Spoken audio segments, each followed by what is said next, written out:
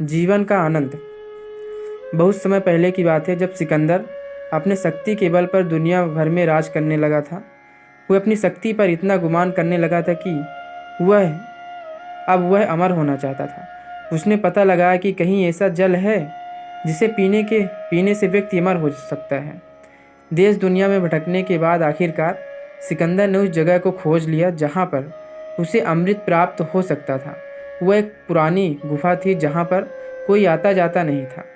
देखने में वह बहुत ही डरावनी लग रही थी, लेकिन सिकंदर ने एक जोर से सांस ली और गुफा में प्रवेश कर गया।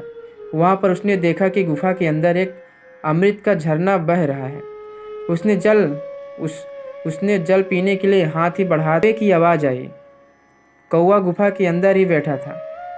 कौवा जोर से बोला, ठहर, रुक जा, यह भूल मत कर। सिकंदर ने कौवे की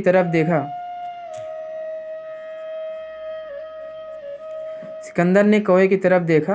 वह बड़ी ही दयनीय अवस्था में था। पंख झड़ गए थे, पंजे गिर गए थे, वह अंधा भी हो गया था। बस कंकाल मात्र ही शेष रह गया था।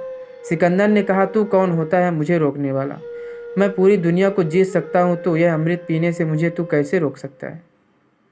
तब कौवे ने आंखों से आंसू टपकाते हुए बोला कि मैं भी अमृत की तलाश में इस गुफा में आया था और मैंने जल्दबाजी में अमृत पी लिया।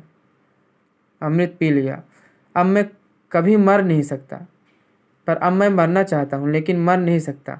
देख लो मेरी हालत। कौवे की बात सुनकर सिकंदर देर तक सोचता रहा। सोचने के बाद फिर बिना अमृत पिए ही चुपचाप गुफा से बाहर लौट आया। सिकंदर समझ चुका था कि जीवन का आनंद उस समय तक ही रहता है जब तक हम उस आनंद को भोगने की स्थिति में होते हैं।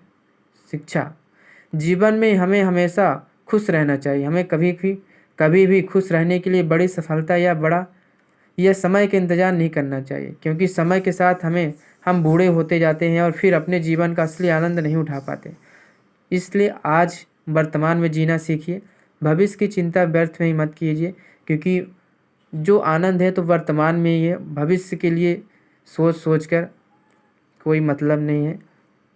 इसलिए जीवन का असली आनंद वर्तमान में ही, हर वो चीज़ करिए, हर वो काम करिए जिससे आपको खुशी मिले। जय श्री राधे श्याम।